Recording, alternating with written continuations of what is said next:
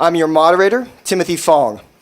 I am a board member of the Modern Money Network and finishing up a master's in statistics at Baruch College in New York City. I'm also a recovering real estate attorney, to the extent that matters towards anything.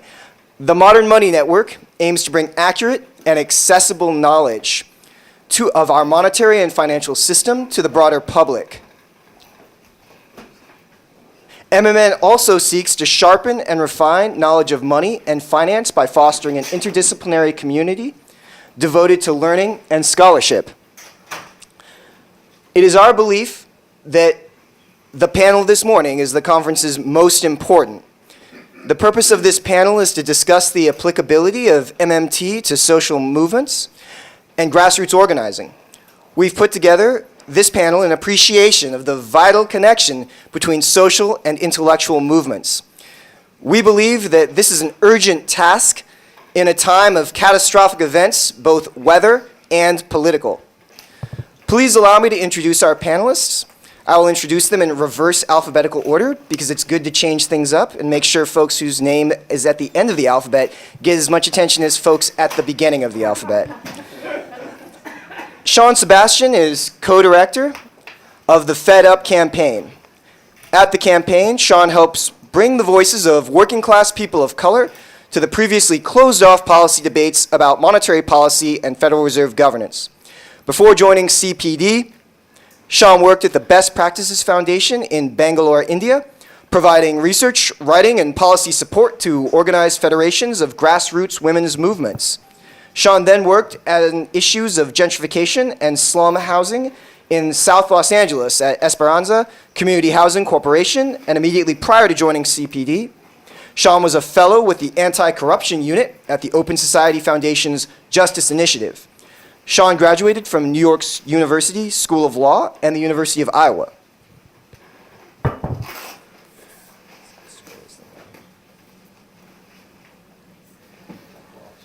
Jesse Myerson is an organizer with Hoosier Action.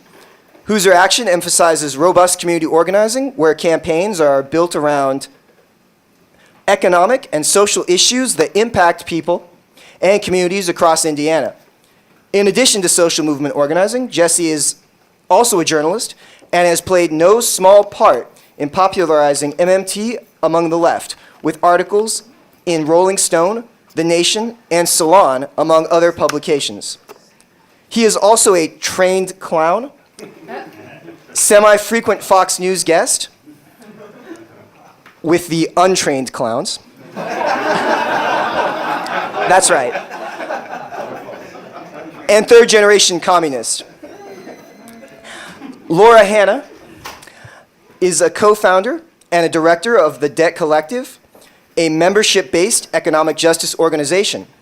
She serves as board president of the Rolling Jubilee, a fund that has facilitated $33 million of debt relief to people struggling with predatory debts, including medical debts and student loans.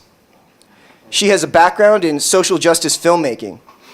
Prior to political organizing, she worked with the Capitol Habeas Unit in Philadelphia to develop film and media strategies on behalf of those facing the death penalty. She is co-founder of Hidden Driver Productions and has produced and directed films that have been screened at film festivals and installed in museums in the US and abroad. Ann Larson.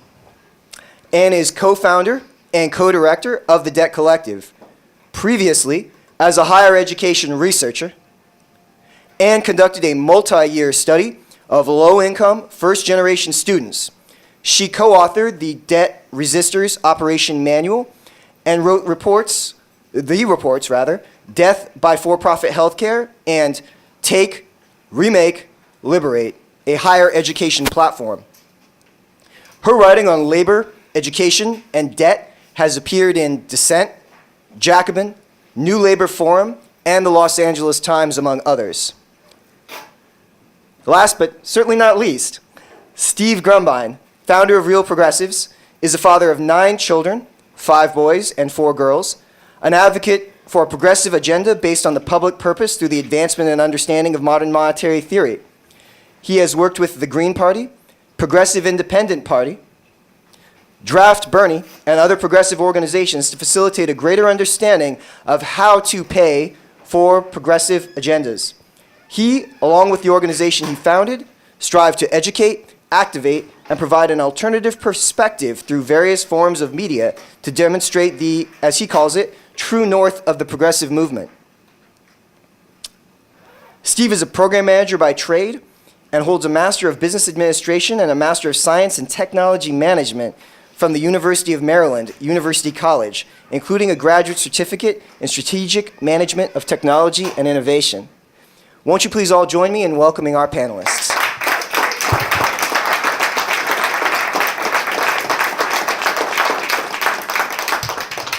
So now we are going to go, starting with Shaun, or excuse me, starting with Jesse. The panelists have decided amongst themselves that they are going to change up the order. So take it away, Jesse. That's how the grassroots organizers do.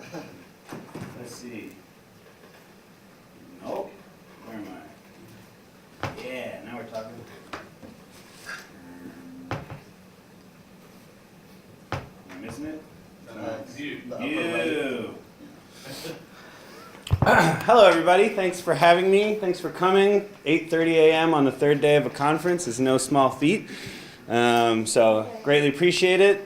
Thank you, Tim, for introducing us and for introducing me to MMT initially, years and years ago. You can take the microphone off of that if you want. Yeah.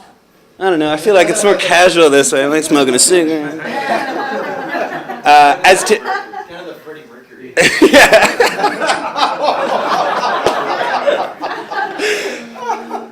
As Tim said, I'm a community organizer with Hoosier Action. We're based in southern Indiana.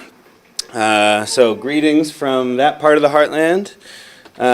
Hoosier Action is a member-owned and led organization. We bring southern Indiana's working families into real relationship with one another.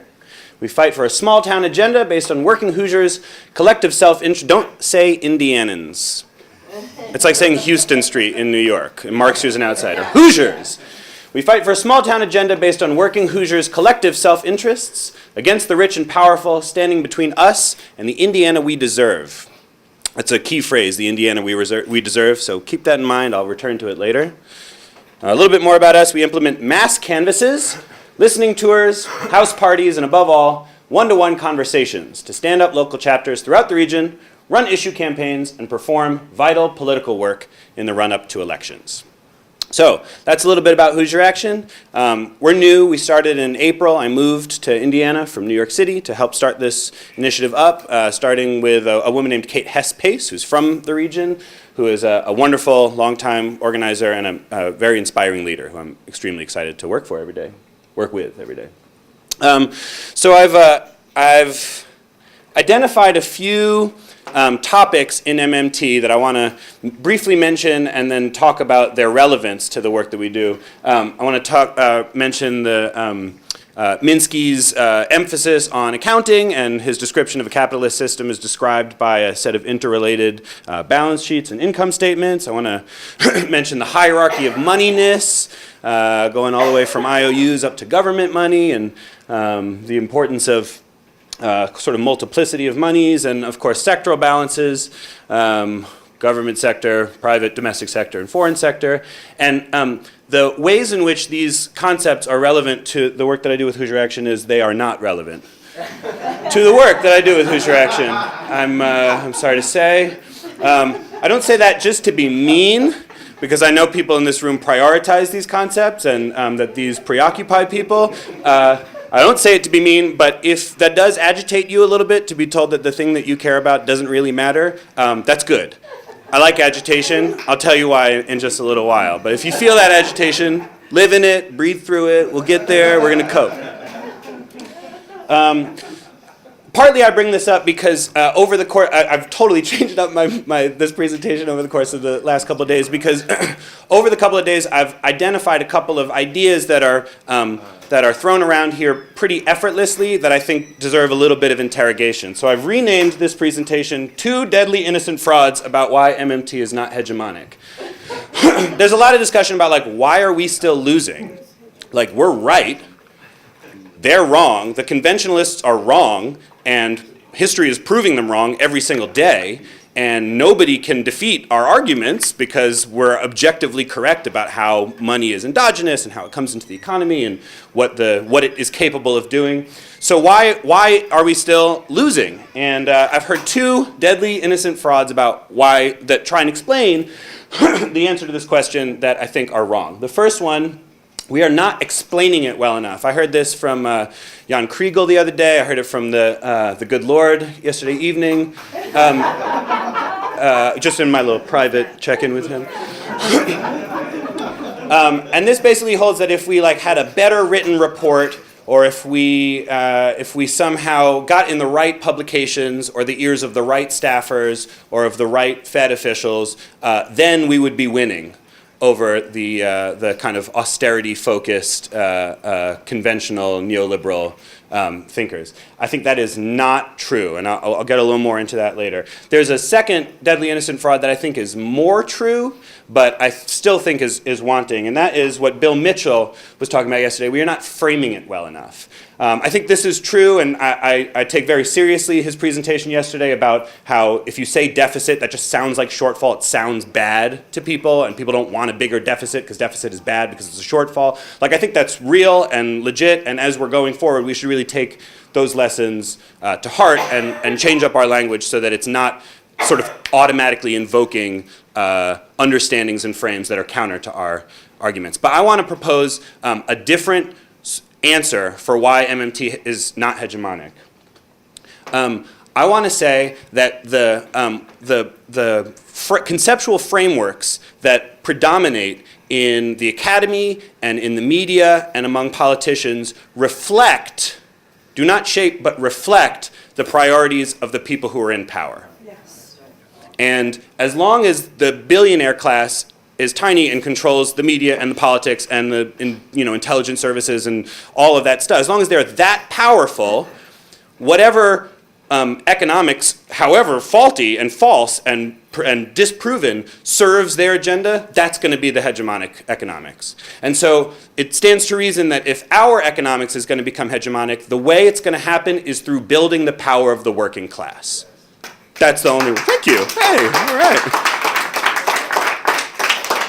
So I want to get us really focused on power. If we had a really strong power, and we know this because everybody here is in some sense a school of history, and we know that in the time when labor was at its most powerful in the United States, from those couple of crucial post-war years before Taft-Hartley, that was the time when economics that was kind of similar to ours was the dominant mode. Keynes kind of ruled, and that's like. So we know, we can see that in history. And so the challenge before us is growing the power of the working class, to contest with the power of the billionaires, and therefore make space for, in putting forth an agenda, make space for an economics that justifies and supports that agenda. And I just want to say quickly that I do appreciate, I'll share this. This is our first stab at doctrine. Hoosier axioms, little pun. I just want to go through this so you get a sense of where we're coming from. The first one is that organized people and organized money, that is what power is. That's what we believe power is. Organized people plus organized money. 2, relationships are at the core of organizing. 3, and this is very important, we have a chapter in Bloomington, Indiana, which is a college town. It's very important to get academics into believing this third one. Great ideas, good intentions, and well-written reports do not change the world. Real social change happens through tension, agitation, and building power. So that's why I say if it agitates you a little bit to be told that what you care about doesn't matter, that good, we're changing the world here. 4, our job is to move people from scarcity to abundance, from isolation to community, and from despair into action. There is so much isolation, despair, and scarcity in southern Indiana. People just don't feel like they can do anything, but of course they can. 5th, advancing our vision of abundance is a direct confrontation with the forces of racism and hatred and a path forward to a society based on equality and justice. And I'll go into that more later because that's a problem in southern Indiana. 6, we determine what's possible, no one else. 7, we are disciplined. We do what we say we'll do when we say we'll do it. We show up on time. We hold honest and direct conversations. We don't make excuses, and we don't reward victimhood. 8, organizers don't help others. We invite others to join us in taking action around our collective self-interests. We're not a service organization. 9, we are afraid and angry. And the people on the other side of doors across the state are afraid and angry too. And 10, a well-functioning organization is necessary to contest for power. So you can see we're kind of power-obsessed. It's not what it sounds like. What I mean to say is we're power-hungry. It is what you said, what it sounded like. We're like really focused on building power. That's kind of every meeting we have has like a portion of training people on power. How am I doing on time? We are 8:50, so. Great. So I just want to, knowing that the MMT stuff doesn't really come into the work because my members, they don't care about sectoral balances. I couldn't get them to care if I tried to, and actually I don't think they need to care in order to build power. I do want to identify 3 areas where there's stuff in MMT that resonates with what we're doing. Not that it necessarily forms it, but there's some resonance. The first one is the legal realist aspect of it, which really is power focused, which does emphasize the real obligations that property imposes, and that is clear-eyed about the terms on which those real obligations are imposed, like by violence. And that's something that I know I've talked a lot with the MMN folks about, and that's a strain of modern monetary theory that I think is really useful and power-focused in a way that neoliberalism and a sort of assumption that markets and capitalism are sort of naturally occurring is not at all power-focused, serves to conceal power. I think MMN or MMT in this case kind of can serve to focus us on power in a really interesting way. The second one is an emphasis on real resources, where like money is fake, man. It's like we just make it up, but it's like the real resources that matter. If we can marshal the real resources to achieve a public purpose, we can afford the number of dollars. I think that's really, really useful. And that's useful to our question, what sort of Indiana do we deserve? When we say the rich and powerful standing between us and the Indiana we deserve, what is that? What does that mean? And this is an exercise that we take our members through every new member orientation, which happens every month. We do a visioning exercise where we'll sit around for a half hour and I'll say, what does healthcare look like in the Indiana we deserve? What does education look like? What does free time look like? What does family life look like? What does public space look like? What does policing and imprisonment look like? All these things. And we come out and people get, when you challenge them to do that, they get visionary. They do. They believe that we deserve a really beautiful world. And there's so much consonance in what people want for themselves and their family and their community. If you take it out of like the parties or political buzzwords or whatever, and there's stuff that divides people in Southern Indiana, like we don't touch abortion or guns because we think that will alienate people that we could build power around, and there are also good organizations doing work around those. But if you ask people what sort of Indiana we deserve, they get real visionary, and MMT means that abundance is possible. That like we don't have to be in a scarcity place. We can have all of the things we want if we get enough power. There's nothing on the list, big list of stuff that people come up with as a wish list for the Indiana we deserve that we can't get if we have enough power. So the crucial task is getting enough power. Once we get enough power, we can afford it.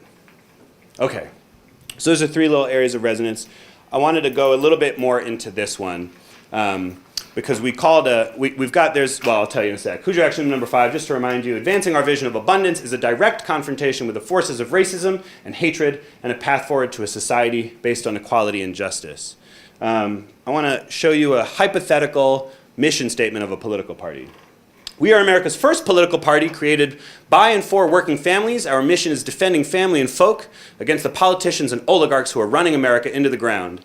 We intend to achieve that goal by building a nationwide network of grassroots local leaders who will lead Americans toward a peaceful and prosperous future, free from economic exploitation and tyranny. Raise your hand if that sounds like the sort of thing you might want to get involved in. All right, real quick, I'm going to take like 2 or 3 people. What's a key phrase that sticks out to you that really resonates? Exploitation. Tyranny. Peaceful and prosperous future. Well, so this is where I revealed to you that this is not actually a hypothetical mission statement. This is an actual mission statement with a couple of key redactions. For the Traditionalist Workers' Party, I took out faith, federal tyranny, and anti-Christian degeneracy, which is like an important little bit there. This is a major white supremacist sect operating in Paoli, Indiana, like an hour south of Bloomington. And you can see that they're going for the same people that we're going for. they're trying to organize the same people that we're trying to organize, and they know exactly the language to deploy. That's Matthew Heimbach. He's their head. He's actually from the wealthy DC suburbs, wouldn't you know it?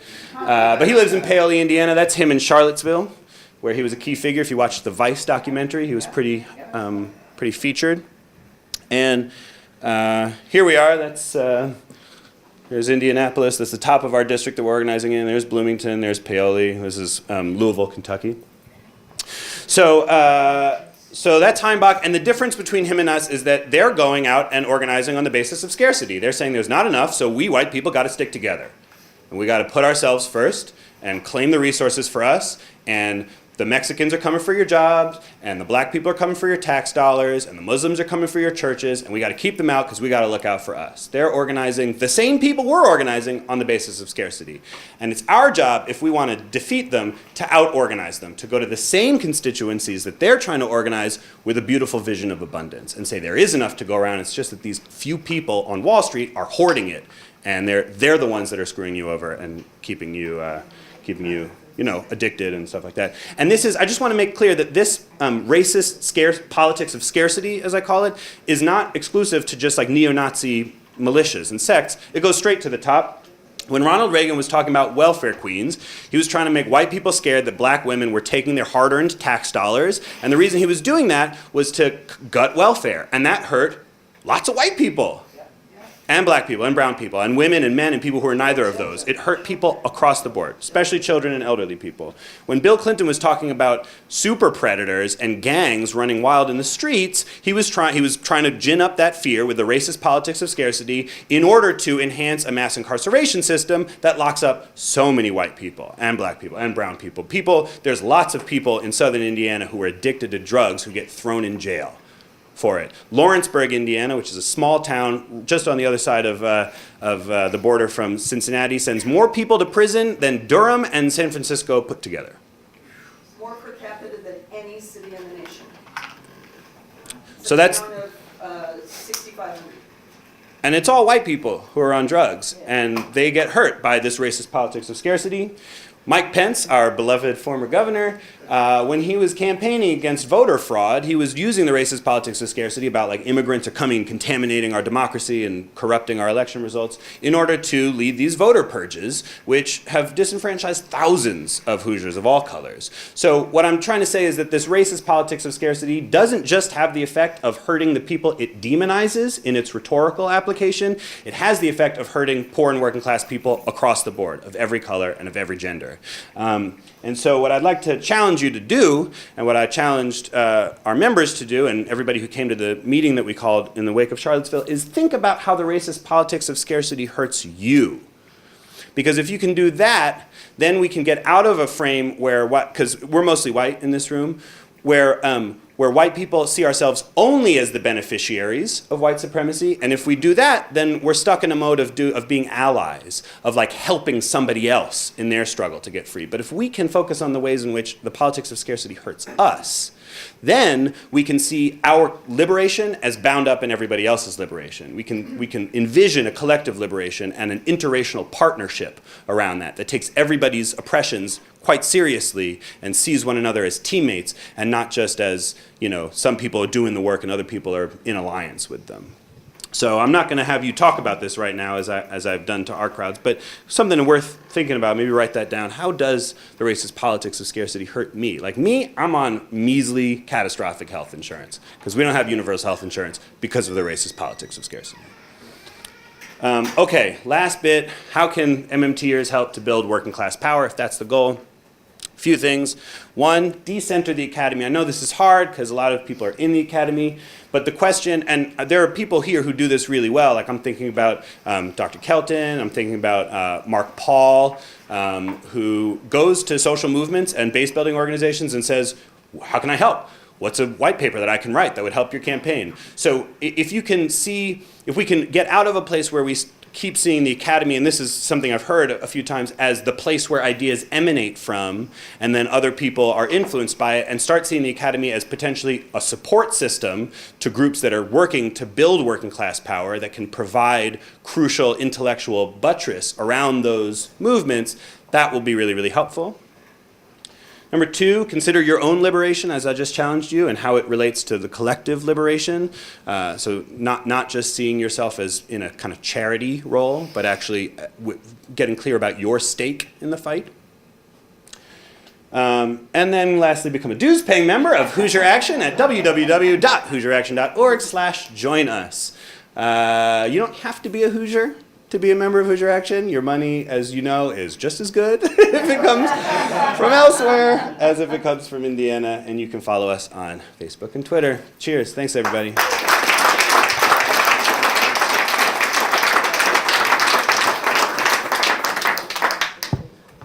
How'd I do? Was that 20? That was perfect. Please. Cheers. I think I might actually pull up a different presentation.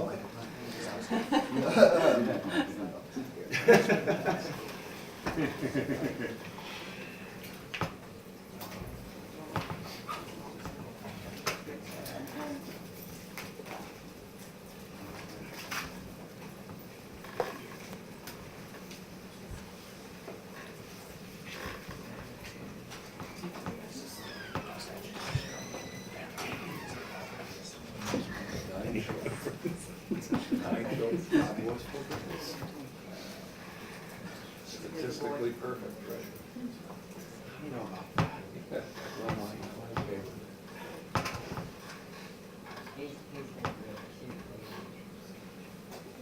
What's the age spread? One just turned 2 years, one's 27. I've been active through the Whole decades. generation of activity. I can take this on. Yes. Okay.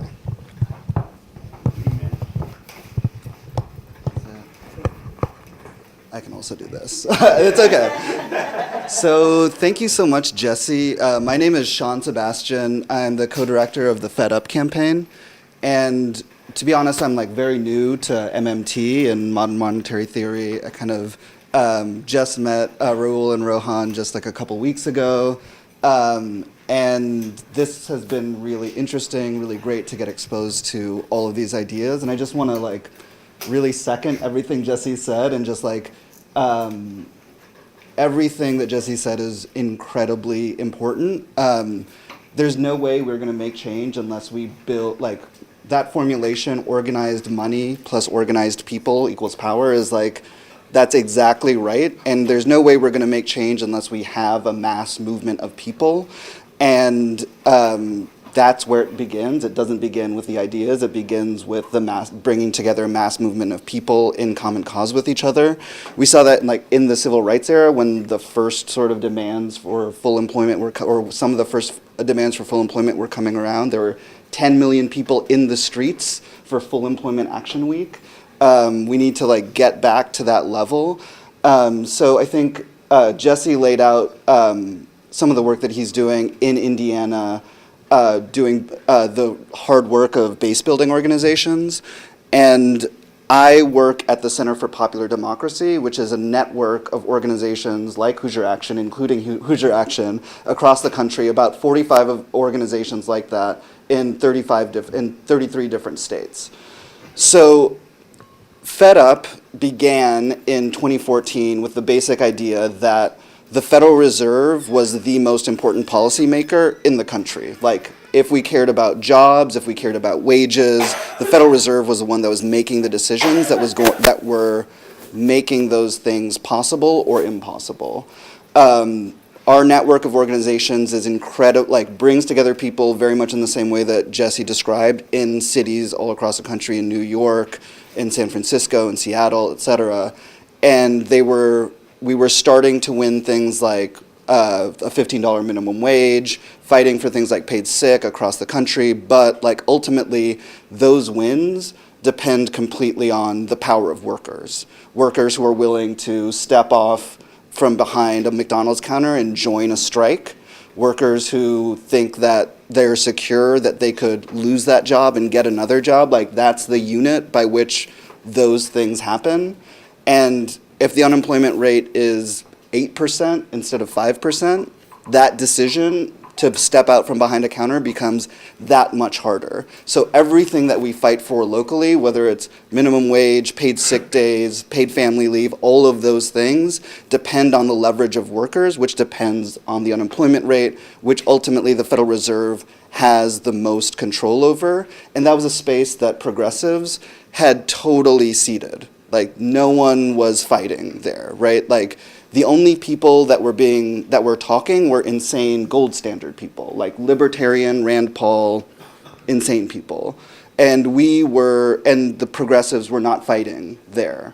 So the theory was like, part of the reason behind this is the idea was that the Federal Reserve are technocrats. They're not susceptible to political pressure, and they're not going to listen to people. But we found that wasn't true. Okay, this is not working. That's okay. So we found that wasn't true, right? So I'll just tell you a bit about like how we started. We kind of like were kicking around this idea in the summer of 2014. And a lot of these questions were unresolved, right? Like, can the Federal Reserve be influenced? Can people make a difference? Regular people make a difference? Will regular people even understand what's going on and like what's at stake? And we're having these questions, we had a conversation with some of our partners in July. And in August, the Federal Reserve has this huge meeting in Jackson Hole, Wyoming. Do folks know about that meeting? Right, like all of the central bankers from around the world go to like the most remote, whitest, hardest to get to place in the country and like make big plans without anyone else like being there, right? So we brought like 10 black and brown folks from Minneapolis, from like different Federal Reserve cities, right? Minneapolis, New York, St. Louis, and we just wore green t-shirts and we brought signs and we didn't really know what was going to happen. And we got a huge amount of attention. We got coverage in the New York Times, Wall Street Journal, Washington Post, and like all kinds of outlets after that. Esther George, the Fed president here in Kansas City, who hosts the convening, like reached out to us and like sat down with us on the day of the biggest, her biggest day of the year for 2 hours, and Janet Yellen agreed to meet with us privately, all just by showing up. So I just want to like build off of what Jesse was saying, which is that like this is possible, right? Like I think like we didn't have a lot go. We had 10 people that were like going to this place, and like we were able to get all of that going. So like, there's a lot stacked against us. There's all the money in the world, all the billionaires in the world, all of that. But it's also fragile in these ways that we don't know unless we like try poking at it. And so that happened when we first started. After that, like it's been kind of like a whirlwind since then, right? So like I think it's this technocratic organization that cannot be influenced by outside pressure. Like we have no metric for knowing if we actually are having an influence on that conversation or not. But like now it's not just gold standard people talking. Now there's like low income black and brown people who are making an argument that their lives should not be sacrificed for a specter of inflation that isn't around, right? Like we are actually like in the pages of the Wall Street Journal, Washington Post, and New York Times regularly putting forward that argument. And I think like another thing about this is it's not just about people, like mass numbers of people also. Like it's about people who are affected actually speaking in that voice. So we didn't invent like progressive monetary policy at all, right? Like there were a lot of people from the Economic Policy Institute, from the AFL-CIO, from like a lot of places who were writing white papers that were like well received and accurate and all of that. And they did not get the same sort of like coverage and ability to sway and shape the media narrative that we have. And the only difference is that we are telling the story through the eyes of working people, right? Like we are working with academics, just as Jesse said, like working with academics as our partners, but we are centering and starting with the lives of workers, right? So we've been able to do a series of reports and have a series of kind of like policy interventions because of that. So I'm just going to say a little bit about how this works out in the field. We have organizational partners in each of the 12 Federal Reserve cities, right? And so again, another word on what's possible. We've met with Janet Yellen and Stanley Fischer twice. We've met with every single Federal Reserve president, like our partners have. We've like gone to Jackson Hole every year since then, and the press this last time like covered our events in the same way that they covered the events going on inside. We're like part of the roundups of what's happening at Jackson Hole. So like these things are really possible. But it starts with something really hard, which is like you need a room like this, right, with like 25 or 30 people who are showing up to learn about like why does the Federal Reserve matter to me? How does the Federal Reserve affect my jobs and my wages? Because you're not going to like knock on doors and be like, hey, you want to fight the Federal Reserve? Come with me, and then like have a parade marching down the street. Like that's not going to happen. Like what you have to do is you do what Jesse's doing and bring together people with common cause, whether it's like fighting racism, fighting for higher minimum wage, like fighting for DACA. Each of our partners in different places fight different things and in some ways overlapping. Like in New York, our base is almost entirely Latino immigrants. And the thing that they care about most is immigration. In St. Louis, our partner has been, like we went to Jackson Hole the first time 2 weeks after Ferguson.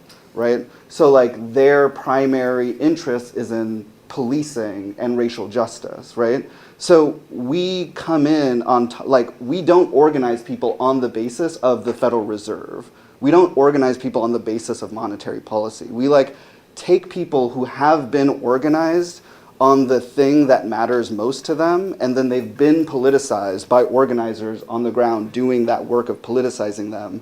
And then they are willing to listen and engage on this fight. So there is just like a deep infrastructure of a ton of hard day-to-day work that our campaign has to exist on top of. And it wouldn't be possible to do this work without the work that like Jesse and like all of our other partners across the country do. So I would just like emphasize what Jesse said, like to do the thing that we want to do here at MMT is to change the way people think about economics and think about what's possible. Actually, what we have to do is start with people and what they care about. And things like racism and immigration and like those issues are not a distraction, but they're like a prerequisite to doing this work. So that's been my experience at least. Just to like go over some of the things that we've been able to accomplish since we started. The most recently, this is an example maybe of like how the academics and the movement stuff has worked for us. Sometimes it goes one way, like sometimes it goes it's a two-way street, honestly. So like we have been, since we began, focused on racial disparities and how the recovery has not reached Black and brown communities especially. And that came straight from our membership. Like our membership was like, how are people saying that the economy has recovered? Nothing has changed in my neighborhood. Unemployment is still really high, et cetera. All these things they intuitively knew. We worked with we worked with think tanks like the Economic Policy Institute, Policy Link, the Center for Economic and Policy Research, like progressive DC think tanks to just like package that like intuitive thing that they knew into actually statistics and data that the Federal Reserve could absorb and take seriously. So that was something, and another piece of that like has bubbled up from people's experiences is scheduling. This is something that's incredibly difficult to understand through statistics. Like I think the closest thing that we have is the involuntary part-time employment rate, but that doesn't tell you how much scheduling in retail and fast food has changed in the last 10 years. People do not get their schedules the day before they are supposed to work. Their schedules can vary from 30 hours one week to 10 hours the next week, so they have no idea of what their bills will be. They can be called in to work and show up, like pay for a bus, take a half-hour drive to their work, and then be told, actually, we don't need you anymore, and not get paid at all. There's a whole universe of just exploitation that happens within that one statistic that comes out when you actually talk to working people working those jobs that like the Federal Reserve doesn't know about, right? So like there's obviously the headline unemployment number and all of our critiques of the headline unemployment number, but even these other statistics like the involuntary part-time work, like those can be drilled down further and further to actually show the real softness of the labor market, because we wouldn't be treating workers like that if our labor market was strong. If our labor market was strong, like workers would not be treated like that. And that is something that the Federal Reserve actually doesn't know and doesn't really have a way to know unless they're interfacing directly with working people, and that's something that we've been able to provide. So those are ways that we feel like we've contributed to like research and things that are going on with the help of academics that have like fleshed that out for us and like helped and like put it in a language and a way that decision makers can absorb. But then it also works the other way, where we were kind of in the campaign thinking about like what is a thing that we can get like general economic consensus around, and we identified the 2% inflation target. Like there's just like a broad consensus. No one really knew how broad it was, that the 2% inflation target is inadequate and needs to be moved. So like it's something that the economists knew and like had a sense of, but they never moved. They never did anything. So like it kind of like took our campaign and our campaign mindset to push them to push our economic partners to say like, let's write a letter, let's see who you can get to sign it, let's like move this around. And it was a very just grass tops kind of academics writing a letter questioning the inflation target. And it worked. We got like 25 people to sign it, including Joseph Stiglitz and Jason Furman and others. And we got the press to write about it, and then Janet Yellen was asked about it during one of her FOMC press conferences, and she, for the first time, said, like, yeah, I think that's something we should take seriously and reevaluate. So there's multiple tactics, right? Like even on a base of like grassroots engagement, like engaging with academics, engaging with other people, like it opens up a whole new world of other things. Like that letter would not have happened if we hadn't built a campaign built on like low-income people of color and their experiences. We wouldn't have been able to have the same access, and we wouldn't have been able to have that same type of intervention. So I'll just say that one more, like I guess, like just to close out, you know, the Federal Reserve right now is almost completely empty. Like we call the Federal Reserve the Supreme Court of the economy, and Donald Trump has 5 out of 7 spots to fill now, potentially. So if you can imagine if Ginsburg and Sotomayor and Kagan and Breyer and Kennedy all just retired tomorrow, like that's basically where we are with the Federal Reserve. And we're like, I'd love to talk with some of you about like ideas about like what we can do around that. Like, and I guess like this is the last thing. I'm sorry, like I had like 4 presentations and I didn't use any of them, but like the last thing I'll just say is like to keep people engaged, and like this is another part of like the mechanics of building a movement. People need something to do. People need to like get engaged and do something and see a result. And even if the result is like you lose, you like agitate them, you get them pissed off about why they lost, and then you put them in another fight. You can't just talk about ideas. You actually have to move people into action. You have to like put them into a fight. And I know that that's like probably very challenging when thinking about something like MMT, which seems like really big and really far away.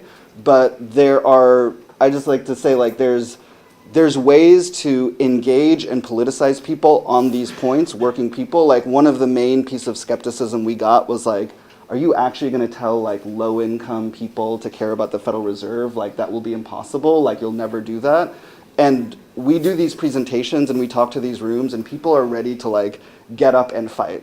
People are ready to like get up and move and fight. And we just like need to channel them. So again, with Jesse, it's like not a matter of messaging. It's not a matter of framing. It's just a matter of like getting out there and doing the work of building worker power through organizations like Hoosier Action, through rebuilding the union movement. And I will say, like, you should become a monthly dues-paying member of Hoosier Action, or like find another community organization where you're from and become a monthly dues-paying member, because that is the best way and the most direct way to make change like this possible.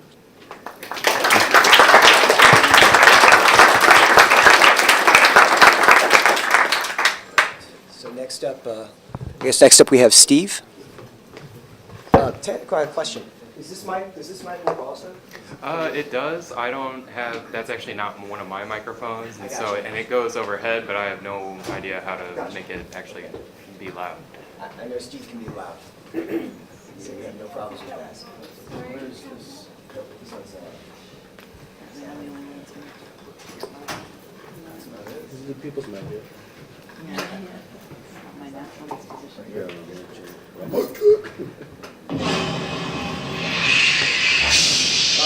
Forgive me, I'm going to try and make this a little bit fun. My name is Steve Grumbine. I'm the founder of Real Progressives.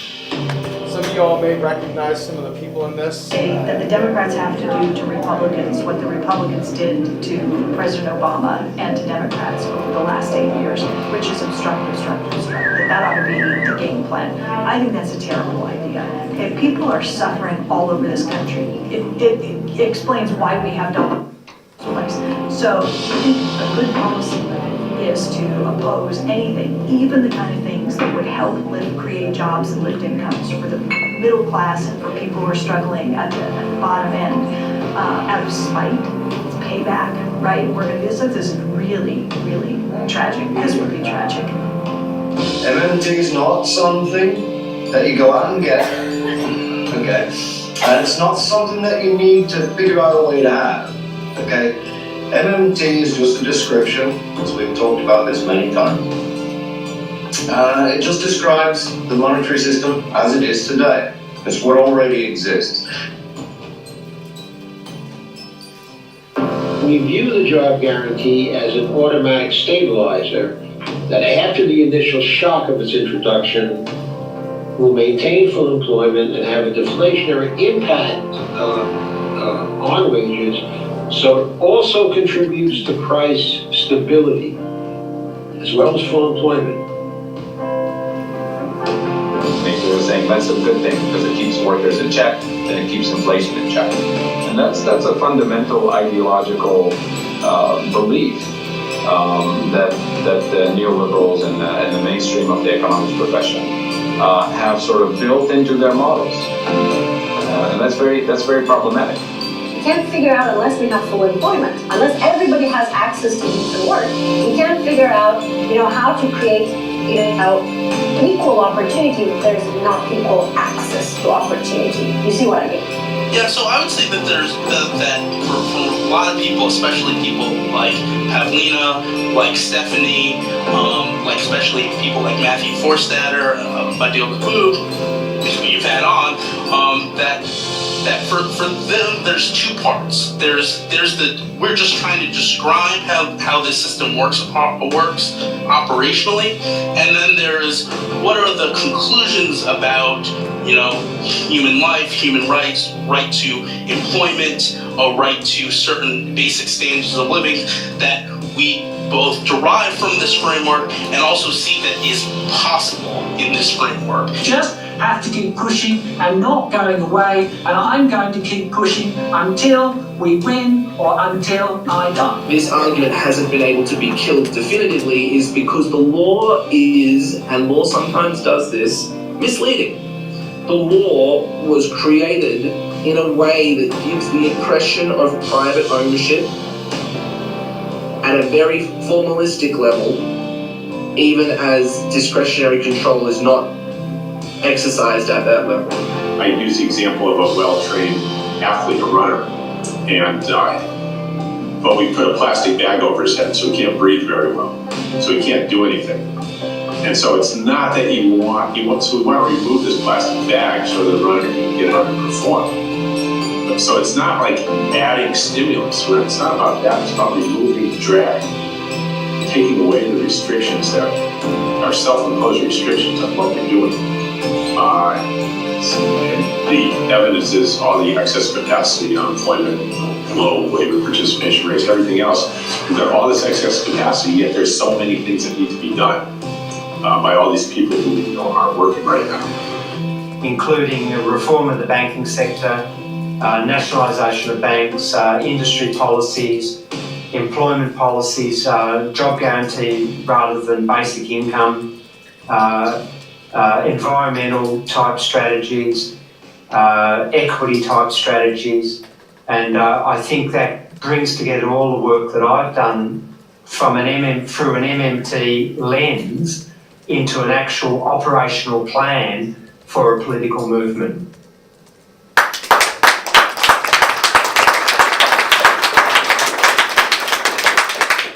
Folks, I gotta tell you, that makes me all choked up inside. It's hard. It's really amazing that we have done some of the things that we've been able to do.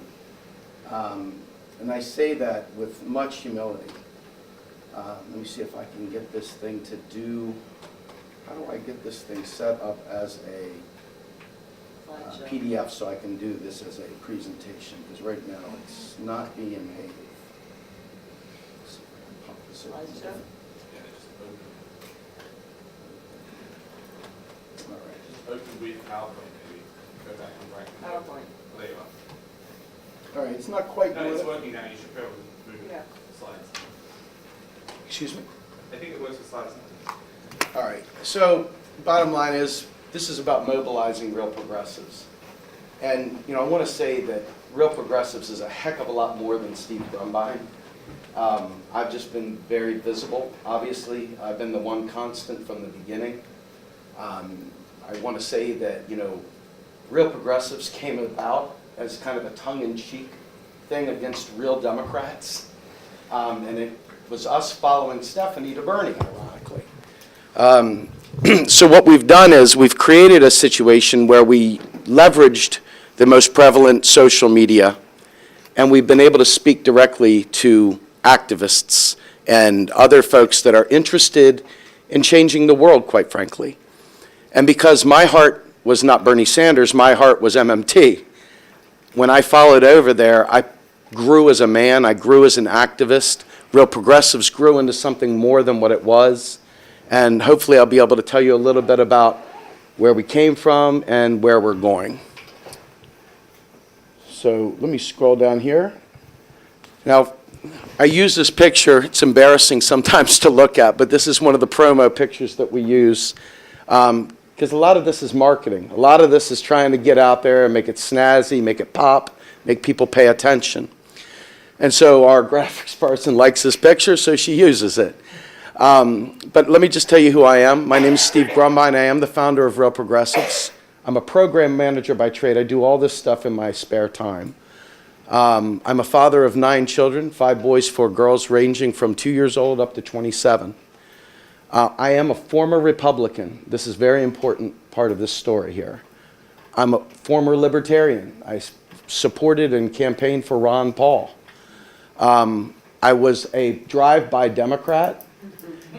And then I became just a real progressive that focuses solely on MMT. I supported Bernie Sanders during the primary and Jill Stein during the national election. As was stated in my intro, I have too many pieces of paper and lots of debt. And I want to go into who Real Progressives is for a moment. We have approximately 500 bona fide volunteers. We have 120,000 plus followers. We have on board probably 70 people that work on a daily basis to help us out behind the scenes. We've been called a cult before. I've been called a cult leader because we have a very, very good social media army. Quite frankly, we don't take the gentle, softer approach, as some of you may know. In fact, just quick show of hands, how many of you all learned about MMT through Real Progressives? Just as an aside. Thank you very much. That warms my heart. So we've been relatively effective in penetrating the left wing of our movement, so to speak, and talking with the Green Party, talking with the Justice Party, PIP, and others. So I want to go ahead and show you what our vision statement is. And I think that we've heard this from many, many of the MMTers, just talking about a second Bill of Rights. And this is kind of our driving guidepost. MMT happens to be more incidental to this than anything, because this is the tie-in, this is the hook. You know, MMT is very boring to most people. I get 5 seconds in and their eyes are rolling back in their head and they're like, oh, he's gonna do it again, isn't he? It's like, yes, I am, I really am. But when you start talking to them about what this empowers, what this enables, what this can do, all of a sudden lights start firing, and then you get a very, very devoted soldier in this war, and it is a war. Let's go down here. This is our mission statement. So for those of you who ever wondered, Real Progressives is an independent, nonpartisan organization dedicated to educating, activating, and empowering people to truth and progressive change across the globe. We've already started working with our Australian friends. We've been working with Irish friends, folks in Ireland, working with folks in the UK, and quite frankly, we've got friends in Canada. We've got friends all over the world. And we realize that our problems are their problems and their problems are our problems, and we can learn from one another. And once you learn MMT, it is a unifying factor. It really is the basis for which I believe a progressive movement can flourish. Ellis Winningham, who is my side, we work together. He is my mentor. He's my everything. On Sunday nights, he and I work together and do a show. And you know, he's like, Stephen, he goes, this is not a movement, this is MMT. He goes, but we need a new left in this country, not the same tired tax and spend 70s liberal that looks back to Eugene V. Debs for the way to go forward. The way forward is a new modern money economy based on things that are available to us with a new lens, with the empowerment, with that ability to see beyond the Overton window, to be able to go out and see a better future, to what you were saying, a Hoosier that you know is worthy of you or that you deserve. We feel like that is for the whole world, quite frankly. And people like Fidel Kaboub have really brought that to me to make me understand developing nations, understanding how a job guarantee pulls up, literally lifts all ships, not just in the US, but around the world. So I think this is an important, powerful statement. So for those of you who understand or have heard me speak, this is probably going to be boring to you, but I want to just state that Real Progressives is built on 4 pillars. Our policy pillar, none of us are policy wonks except for possibly Joe Firestone, who's on our team. But we expect to work with folks like you all, like Rohan and others, to be able to help guide us in some policy space that we can help leverage to work laterally across these pillars through educating, through activism, and then coming around with media to support it. So I'm not going to read this verbatim, but the bottom line is that without having some powerful hook, without having some potential policy space for people to rally around, it's almost impossible to guide them to a pathway that makes MMT matter to them. And this is one of the keys right here. These individuals are the quarterbacks of Real Progressives as they will take and guide each of our actions across. The education pillar. You know, we go to coffee shops, we go to different conferences, we provide services, we teach, we do whatever. We were able to fly Rohan out to the Democracy conference in Minneapolis. Spoke in front of many, many AMI, positive money folks, and just did a masterful job. It was great service by proxy. I really appreciate the partnership, Rohan. So the activism pillar is interesting because our goal is to create cells, if you will, in all the major metropolitan areas throughout the U.S. to be able to leverage all 4 of these pillars through our 7 knowledge areas. And by planting these things and tying them together through a network that we can expand to the territories and to the global regions that we have partnerships with, I believe that we can really, really, really take the world by storm. And this whole power component and the money component and the activating based on things that are tangibly important to people, I think drives this pillar. And obviously, based on MMT as the answer to all things of how you're going to pay for it. So the last one is the media summary. As you saw in the beginning, you know, we do a lot of interviews. We've had a lot of access to many of the experts in the field. And we've also talked to people that are not experts in the field that are coming too. You know, we have a friendship with Tim Canova, who, you know, he's tweeted out many things here recently about being MMT. We've put a lot of pressure on Tim to try and step up and speak boldly about that. Talk to people like Rokana and others, and really we just try to push them. And at the end of the day, we're intending to take over town halls. We're intending to go do teach-ins in congressmen's offices. We're intending to do marches. We're intending to do anything direct in local communities or on a grand scale as we pull together our network and our partnerships.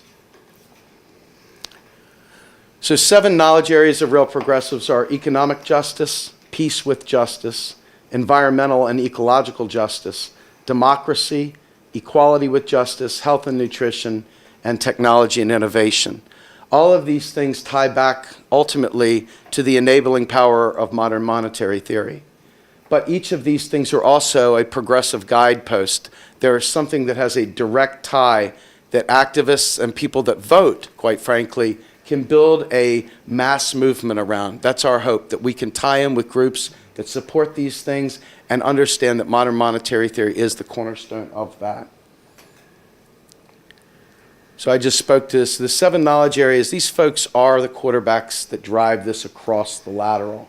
It's very, very difficult to find people that have a peering level of interest, a peering level of enthusiasm, and a peering level of approach. And so we've been very selective in trying to identify these individuals that can help us drive this concept out to the streets and, quite frankly, into the White House, into Congress, into your local school board, into the Federal Reserve, and everywhere else in between. So with that, thank you very much.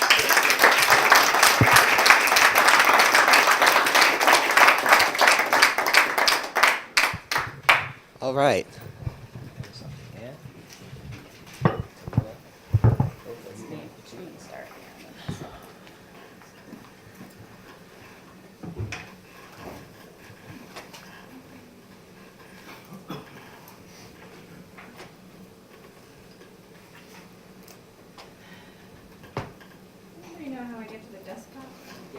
Go to the bottom right and click.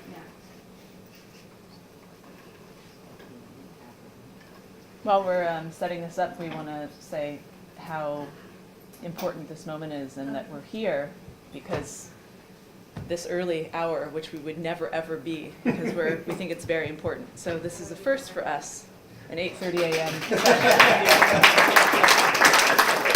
you know that.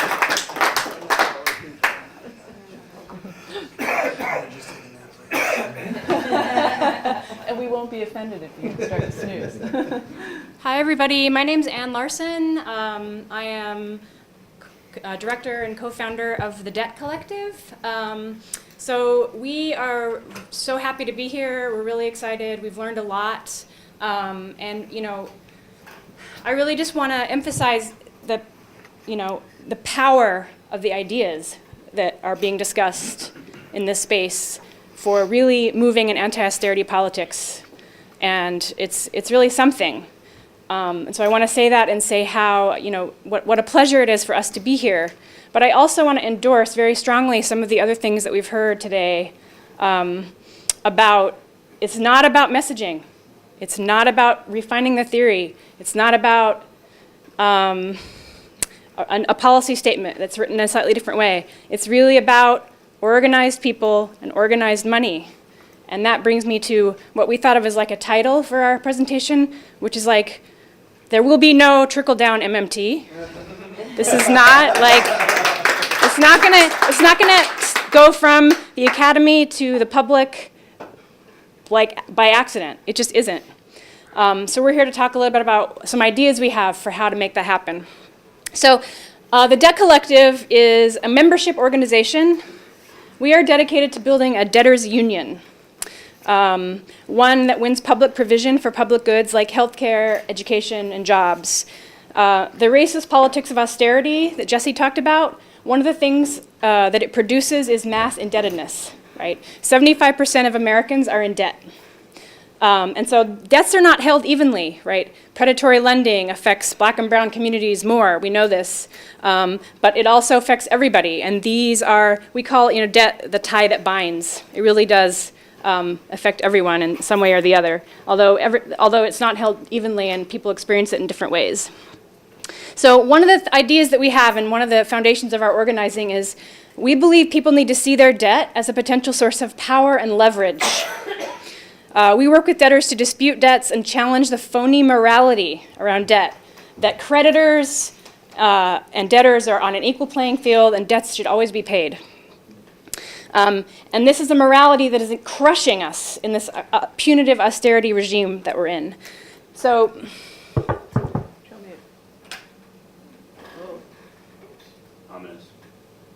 don't know if you know who this guy is. So we take a quote from J. Paul Getty, just to sort of a little nugget of the basic idea of the debt collective. Another way to say it is, alone our debts are a burden, but together they have the potential to make us powerful. We're going to touch just for a few minutes on the work that we've done over the last 6 years to give you a sense of what brought us to this point. Do you want me to put that over there? Oh, yeah. Okay. Yeah, good idea. A little awkward. In 2012, we launched a project called the Rolling Jubilee. This was a public education initiative that abolished debt at random and challenged the fake morality of indebtedness. So far, we've canceled $33 million in medical student debt and private probation debt and payday loans.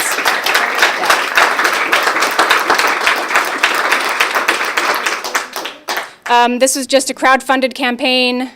We don't want to talk too much about the Rolling Jubilee here. If you have questions about it, we can talk about it after, but it just gives you a sense of kind of where we started back in 2012. The Rolling Jubilee campaign went viral, and a lot of people had a lot of opinions about it. It was written about in publication after publication for months after it launched, even years. And this enabled us to be active in the mainstream media cycle, which is typically very short for a long period of time. This is us, Laura and I, and a couple of our comrades looking a bit younger 5 years ago in the New York Times. We are able to make inroads into popular culture while communicating that when we can't pay our debts, our miseries are traded for profit by Wall Street. Then we transitioned to the next phase, which is the Debt Collective. This is our pilot debtors union. You know, we knew that canceling debt at random was not a solution. We knew that we had to have a membership organization, a way to organize, a way to bring together organized people and organize money and build power for real change. So the Debt Collective is sort of a culminating project, and this crew that's been working on this sees it that way. The idea for the Debt Collective is to use labor organizing tactics in the space of finance. So a lot of folks don't have regular jobs anymore. I don't have to tell anyone in this room that. Precarious labor, the gig economy, part-time work. We don't share a factory floor like we used to. But many of us share the same creditor. We owe the same creditors, multinational corporations.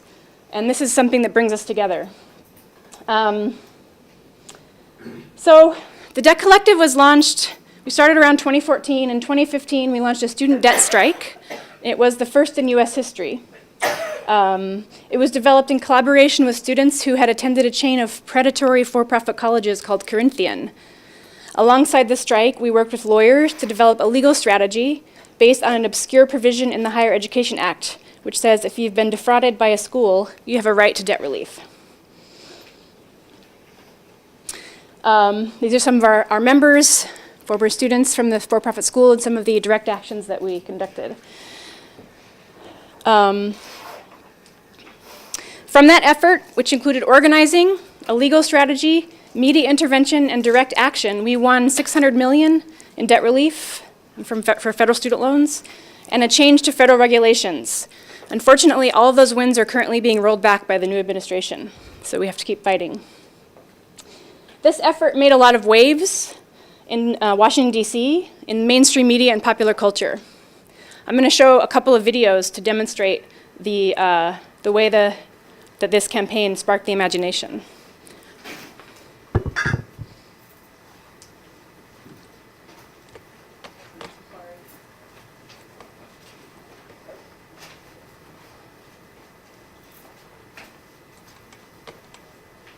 Students is on a debt strike. The so-called Corinthian 100 attended the for-profit Corinthian colleges, and the group is now refusing to pay back their loans totaling $3.3 million. They met with the Education and Treasury Departments yesterday. CBS News senior business analyst Jill Schlesinger is here and joins us at the table. Jill, good to see you. Good morning. So what are the Corinthian colleges, number one, and why aren't the students, why are they refusing to pay? Well, this is a for-profit group, and it's a number of different colleges that comprise that group. These students are alleging fraud, and that's very important. They're saying not only did the school promise us that we get a good education, and it was a shabby one, they also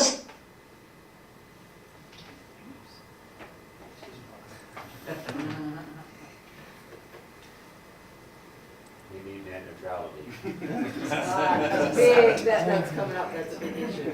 We won't be organizing anything. Not only did the school promise us that we get a good education, and it was a shabby one, they also... Sorry guys, it's not loading. Not only did the school promise us that we get a good education, and it was... Well, you get the idea. You get the idea. What? Anyway, you get the idea. National media, Right. CBS Morning Show, you got it, right. We also made inroads into the cultural space in other ways. The writers for the TV show The Good Wife wrote an episode based on our work. This is a clip from the episode.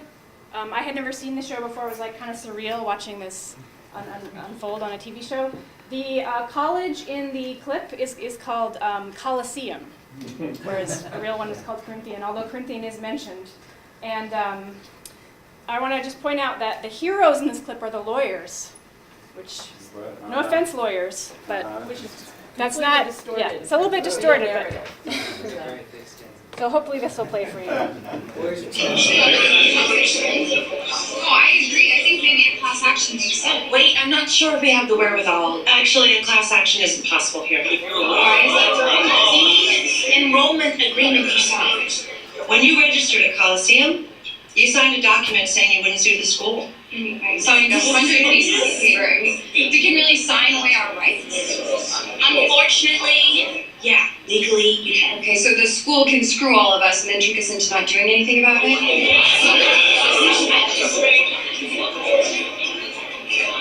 A class action suit isn't possible. But a debt strike, yes. Corinthian College. Oh, thank God for middle-aged like that. This is a list of 350 Coliseum graduates who are ready to default collectively and suffer the consequences unless you intervene with the Department of Education and the loan companies to settle their debts. Really? Getting desperate, aren't we? It's a debt strike. Let's see how that will play with your resale value. Or you can settle. We're listening.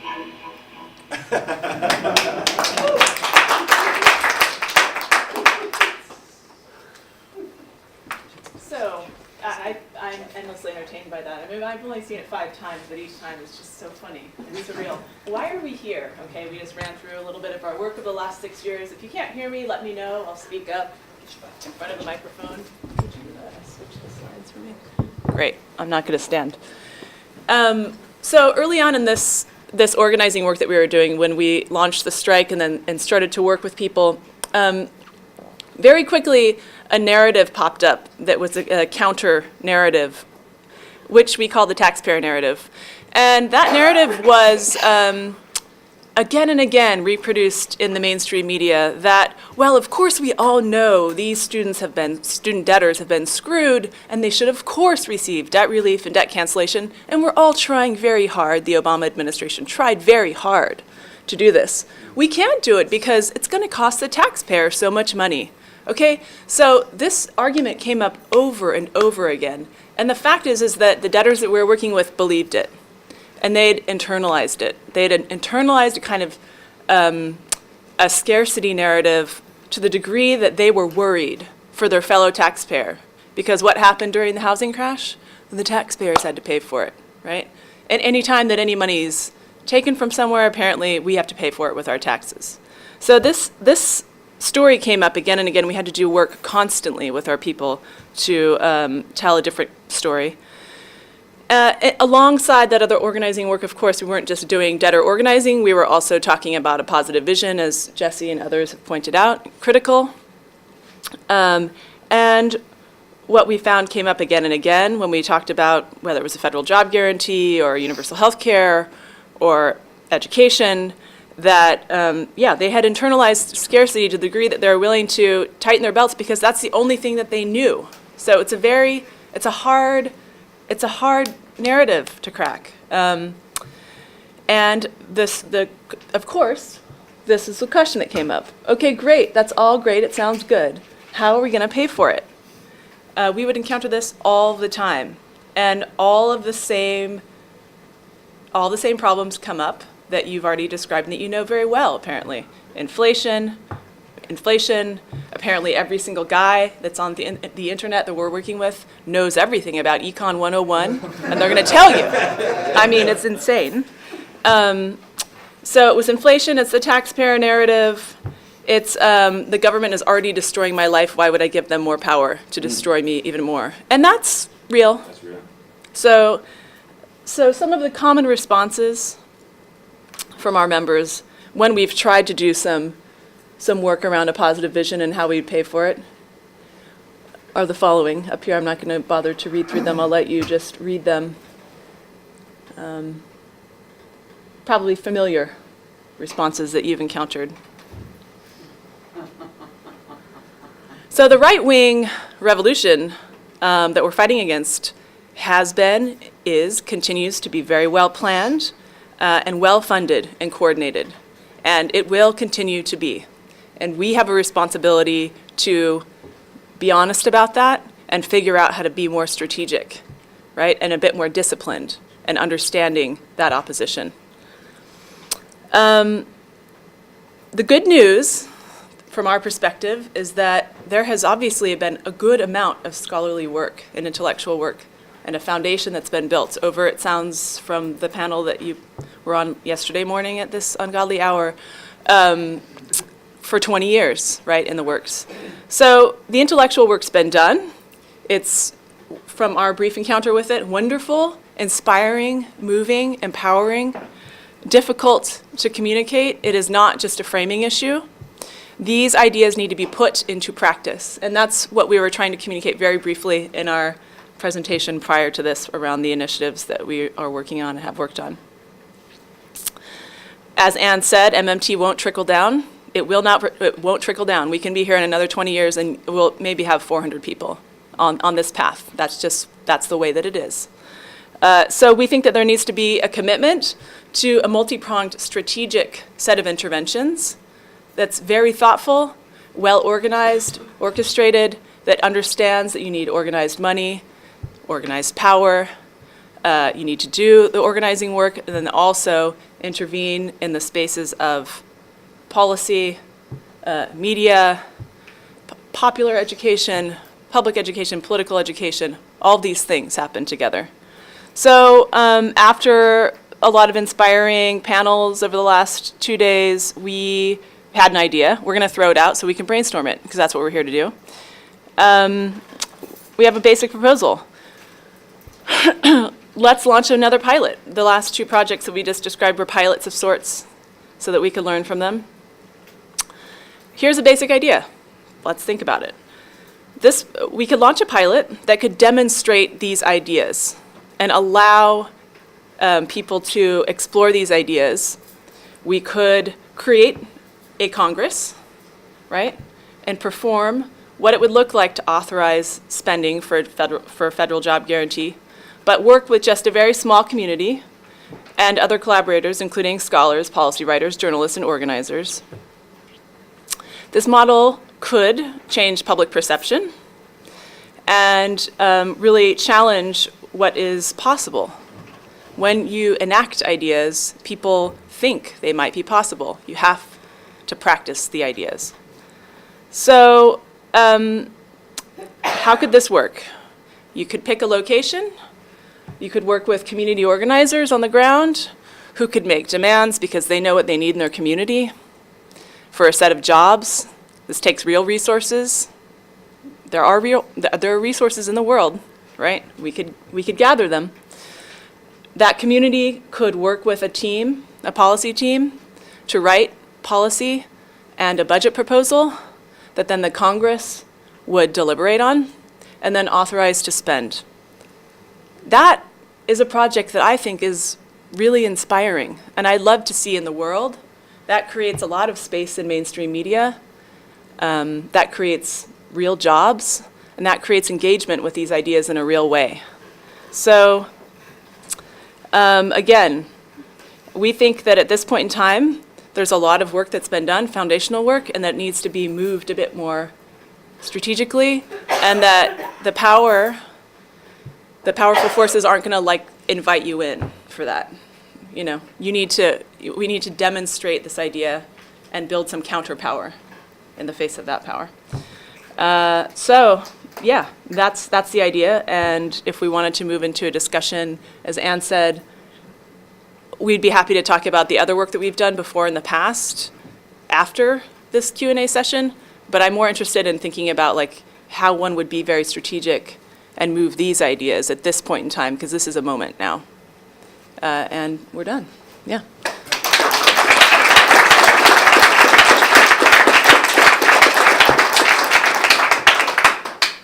So we're going to open it up to Q&A. I think we have some time. So let's have questions. Are there questions? Comments, questions? We got some. Madam?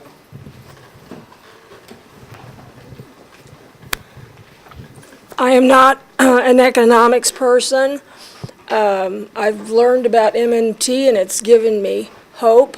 My background is in art and horticulture. I'm a landscape architect.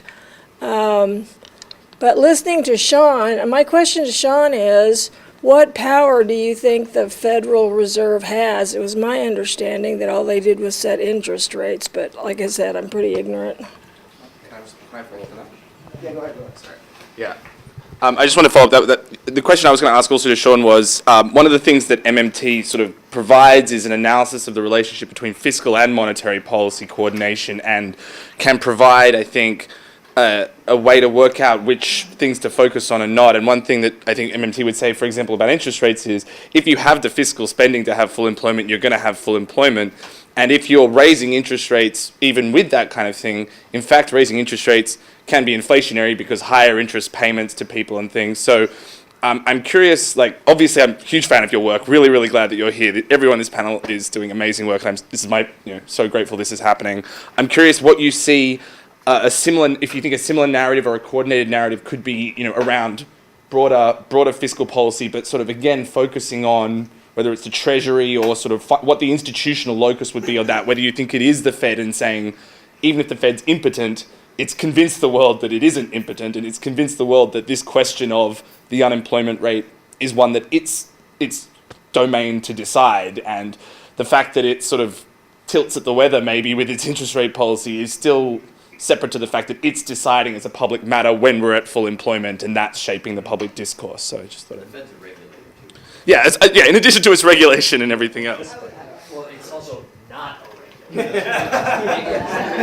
In theory, the Fed's over a bunch of poor people of color across this country in a way that has not been told. Okay, so these are the points that I would make. I mean, plenty of reasons to be fed up with a lot of policy, not just Federal Reserve policy, but the lack of attention paid to the supervisory and the regulatory role of the Fed. The lacquer leaks, I mean, these are things that make Janet Yellen crazy when they come up. Like, she definitely does not want to have questions about lacquer and so forth. Interest rates, I mean, Rowan's point is correct. For us, this is, the goals of full employment and price stability, or low inflation, let's say, good, great macroeconomic goals. Go get them, Tiger. But we've given the mandate to the wrong institution. We've put the Fed in charge. And it's like, you steer the U.S. economy. You have an overnight interest rate. Go get them, Tiger. It's a crazy thing to believe that the Federal Reserve is the correct institution. So on top of that, Yellen, in an address just the other day, after the Fed minutes come out, she can't resist saying something about the deficit problem, right? And so she's like saying, the Fed wants to be independent, leave us alone, we're independent, we conduct monetary policy, don't talk to us about what we do. But then she slides in the little thing about, the fiscal crisis and the need to get the budget in balance and so forth. And it's like, wait a minute. They're independent. Leave them alone. You stay in your, you stay in your wheelhouse. You stay on your lane, and let the fiscal authority do its job. So I would have plenty of reasons to be anxious and angry at the Fed for a variety of reasons. The interest rate ain't one of them. And so I would echo those concerns, that these guys raised. Go after them on supervisory and regulatory and all that other kind of stuff, and then broaden the thing about which you're fed up to include the lack of Congress doing its job to help deliver a more prosperous and fair economy for everybody. And blaming the Fed. And blaming that, yeah. So, yeah, we get this question a lot, and I'm totally sympathetic to it, right? If the idea was not that the Fed is the appropriate institution to be making these decisions, the idea is not that we like the way things are, and the idea is not that we're satisfied with fiscal austerity at all, no, not at all. Obviously, if we could have Medicare for all, and if we had a Congress that was functional to actually meet a stimulus that have a stimulus that met the scale of the financial crash, that would have been immensely preferable to trying to advocate on monetary policy.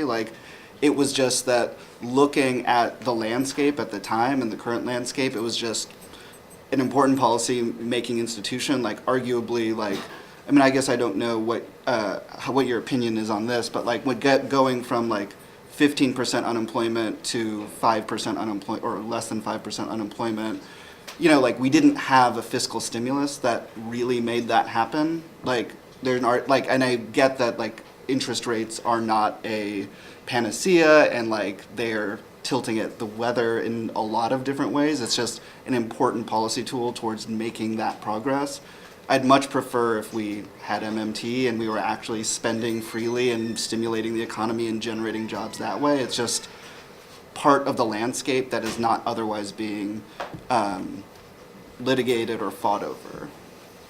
If that is responsive to your questions. I wouldn't credit the Fed, I would credit the automatic stabilizer. So Congress gets credit, but it was a prior Congress who put in place a whole bunch of things that automatically happened to rescue us when we're spiraling downward, right? I think the point about the legitimization of an unemployment rate is still a powerful tool. Right. Even if they don't actually have the power to implement it, when they say, oh, we're at full employment now, we've hit this Nauru, that changes the policy conversation. That legitimizes Paul Krugman to say, actually, we're back to balanced budget politics, even though I've been saying we're desperately under-resourced, desperately below real resource constraints for 8 years. Oh, wrong politicians in power. Oh, suddenly, actually, we can't do any more deficit spending. So it seems like the rhetoric of the Federal Reserve's mandate over full employment may actually be more important than the substantive policy controls it has, and that disparity could be something that could be a helpful tension to bring out. So, thank you, Rowan, and thank you, Professor Kelton, for your excellent and wise words on this topic. I'm going to take moderator's prerogative here, and as we used to say as attorneys, redirect this a little bit to ask a question to Anne and Laura about their proposed intervention. So you're talking about, if I can understand this, sort of gathering people in a Congress like this, I wouldn't even call it a simulated Congress, and let's call it this job guarantee Congress, and working with local organizers someplace to define, ascertain community needs, and then develop a job guarantee program. And then the funding, of course, the question is always, how would you pay for this? Because I think we could organize people relatively not easily, but we could organize people to come together and have these deliberations. But then to actually fund those jobs is always the question. So how would you address that piece in your intervention? Yeah, I mean, there would need to be a commitment. There would need to be a commitment of resources at the beginning of the process, anonymously donated, from the interests from those who have an interest in seeing this have a life. There would need to be, a real commitment of resources. So I would leave that up to different people who maybe have access to different resources to think about, and that would be set aside, and then that process would begin. So the money would already be there. We would need to go get the money from people who have money, who have an interest in these ideas, and want to see them in the world. That's the point. Yeah. All right. Thank you. Other questions? Madam? A follow-up. How is this really intriguing program not a really good example of trickle-down MMT? Because it's piloting an idea, and it's challenging public imagination. And what it does is shift the conversation. And so there can be similar efforts alongside it, where other municipalities are engaged in creating their own proposals. And then there's an actual proposal that goes to Congress. So there's a counter-Congress that's being demonstrated, and people are like, oh, this is an idea. Oh, I deserve jobs. Oh, hey, maybe my municipality is going to work on this project. Oh, Congress can authorize spending? Why don't we do, so it's a pilot.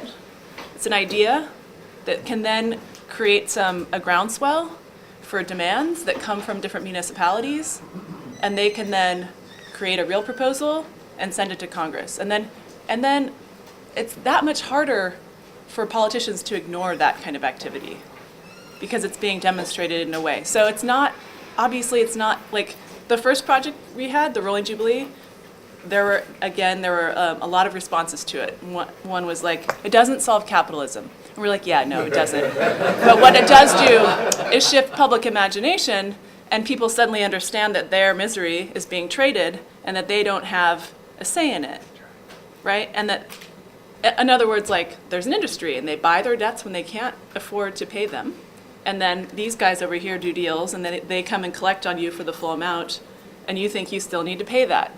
And so from that work, we did work with people where they understood that they could then actively negotiate and start to challenge and work away at that like false morality. So that it's a pilot. Put it into practice, it's a pilot. I think we have time for one more question. We're running out of time. Professor Full, I have a really quick comment, actually. I just wanted to thank all of you guys because we obviously don't have the expertise as the economists or the capacity to do what you're doing.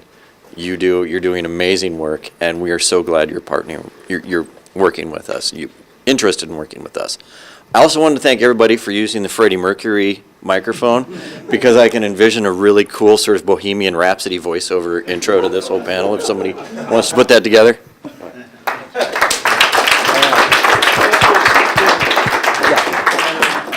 The idea for the pilot? Yeah, sure. I think that there's obviously lots of designs for the job guarantee. I like Professor Chernova's idea of having communities design their own job guarantee, identify the needs in their own communities, say say how many jobs could be created to fulfill X need, and then having that just have the government, fund it basically, and so it's all kind of administered locally or municipally or in the social entrepreneurship sector. So maybe that's like a way into this kind of popular education model is convening congresses, local congresses, and saying what work does this community need done, who's available to do that work, and if you had an infinite source of money, let's say just somebody could make money out of thin air, like how would we meet our own community's needs, and in that way kind of enact this so that we're not doing a kind of mock Congress, that we're actually like in the real world talking about the needs that our communities have and how we could meet it if we had the money to do it. So I'm happy to talk about this quite a bit longer. I just point of order, it's 10:09 and there are panels at 10:30. If this gentleman has a question. I want to I'm build happy on to what you stay just till said and what Scott said, and that is yesterday's panel number 20, the latter panel in the afternoon does exactly that. It establishes an empirical, well-grounded research study over decades of data that shows the non-inflationary nature of a job guarantee program and the articulation of it by Dr. Trineva, Dr. Kelton, Dr. Ray, and Dr. Fulwiler. Really dives into that, and it was a wonderful program. So if you didn't attend, it was in this room yesterday. If you didn't get a chance to be here yesterday afternoon, it's an eye-opening bit of research and well articulated, and I encourage everybody here, when you get a chance, view that, because it'll give you a lot of information that you'll need in your conversations with others. I think somebody did post it to Real Progressives on Facebook. Right. Yep, sure did. All right. Thank you very much, everyone.